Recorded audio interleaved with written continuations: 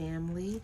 Welcome to Managing Life's Transitions with me, Dr. Jasmine Baker. I'm so excited to pop on today to talk to you guys about crisis. I want to talk to you a little bit about crisis. I don't know if you had an opportunity to look at my book called Defining Moments. That book was birthed out of a crisis. A crisis. There was a crazy crisis that happened in my life, and moving through that crisis defined me, you know, for where God was trying to take me.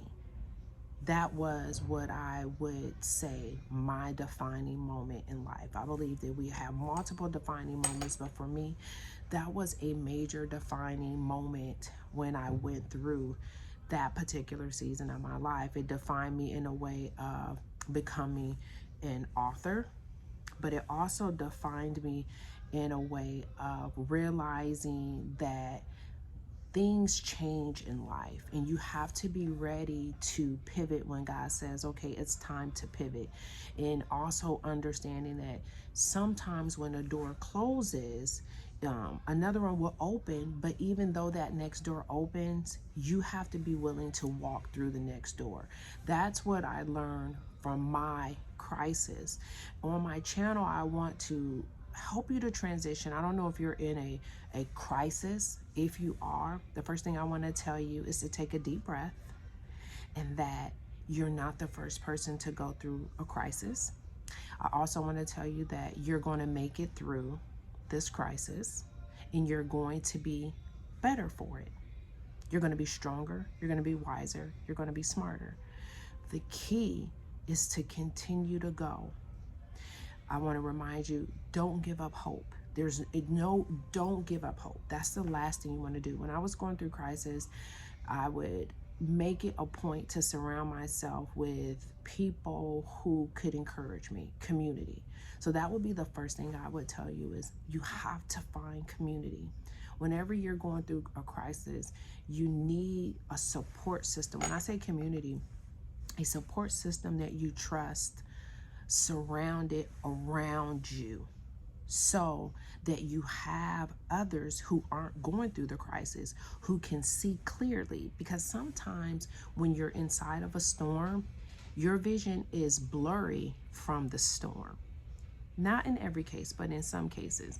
Sometimes you are so distracted with the storm. Your vision is so clouded by the storm, you can't see clearly. So people supporting you on the outside of you, they're not in the storm per se, and they can see a lot clearer than you can in most cases. And when I would say those people should be godly people as well. They should be godly, grounded, centered people who can provide wisdom. And when I say godly, grounded, centered people, these people should have already had their character proved through the fire. That way that they can provide you a safe place to let down, but they also can provide you with godly principles to maneuver through your difficult season. So the first thing is, if you're going through the crisis, you're going to make it through.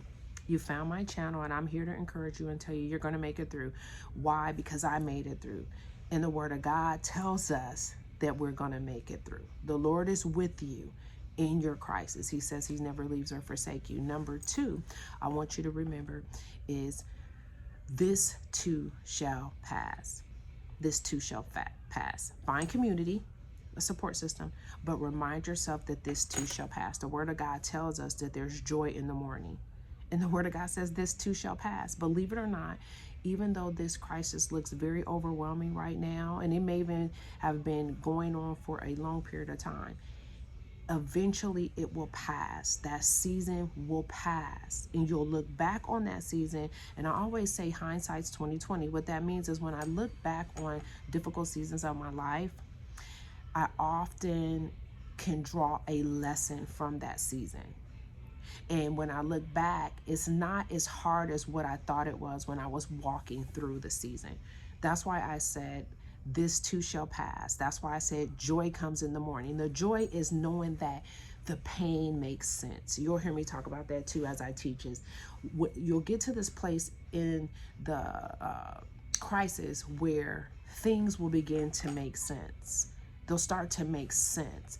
And sometimes it may not happen directly in the crisis. Sometimes it will happen when you're just outside the crisis and you look back on it, you know, things will begin to make sense. And what that is the pain starts to make sense. So what was painful, now you can take that and harness that energy and see, you know what, that was a lesson in that. That wasn't as painful as what I thought. Now I'm a better person. Now I realize, wow, I did have a lot more strength than what I originally thought I had. See, the pain begins to make sense. It's like the woman that goes through birth and has the child.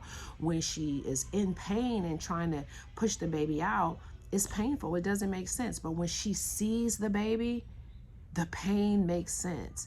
All that pain was then worth it. See, sometimes when you look back, you can say, wow, it was worth it. When I look back over my crisis and my book that I wrote about it in Defining Moments, when I look back at that crisis, it produced so much in me.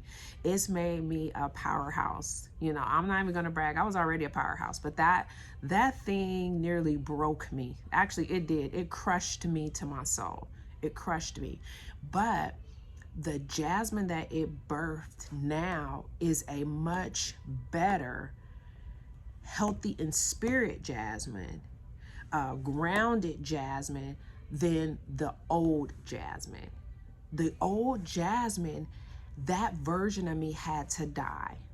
She had to die. And the way she died was going through that defining moment. That's the thing that a defining moment does to you. It kills off the old you and it births the new you. That's why it's so painful. When a crisis comes, it can kill off the old you. And that's not necessarily a bad thing. Sometimes people are so comfortable holding on to the old person that it keeps you from discovering the new you, the you that's a better you. Sometimes it keeps you from becoming aware, you know, when you don't go through crisis. Come on, the word of God says trials are good for us. They're good for us. Not when we're going through it, but once we've come out of it, while we look back and say, man, that was really good for me. It produced a good thing in me. Look, it's produced this channel. Then now I can come in here and encourage you and talk to you about crisis. But again, the first thing is find community. The second thing is making sure that you remember that it will pass. It's not going to stop there. The Lord's not going to leave you in a storm. He's right there with you in the storm. That's the final piece, that God is right there with you in the storm. So the first thing is seek community, a support system. The next thing you need, number 2, would be understanding that this will pass. It will not stay this way forever. That's not how life is built. The word of God says joy comes in the morning. It says this too shall pass. And then the third thing is knowing that God said he'd never leave or forsake you, that he's right there with you. Even if you feel like you can't feel him, he's right there with you. The reason I know he's right there with you is because he said he'd never leave or forsake you. He's right there walking through the storm with you. So you have to take a deep breath. Remind yourself, God is here with me. This too shall pass. And find a support system, something that can keep you grounded. Okay, guys, look, that's my short spiel today on crisis. I will be uploading several videos just talking to you about moving through crisis, moving through abandonment, moving through different areas of trauma. And I'll also be giving you different tools to manage different life transitions.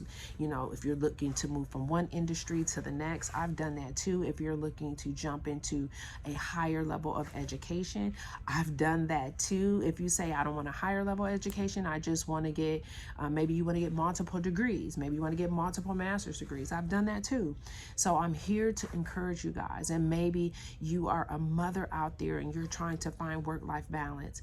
I teach on that too, because I've been a mother working a full-time job, going to school, running a business, and trying to find a work-life balance. And doing ministry. Yep, and doing ministry. Believe it or not, I was doing all those things and still volunteering at the prison for almost 14 years, just giving of myself. So I understand the importance of balance when it has to do with you as an individual needing work-life balance. So look, hey guys, until next time, I want you guys to know that I love you. Be blessed and know you're highly, highly favored.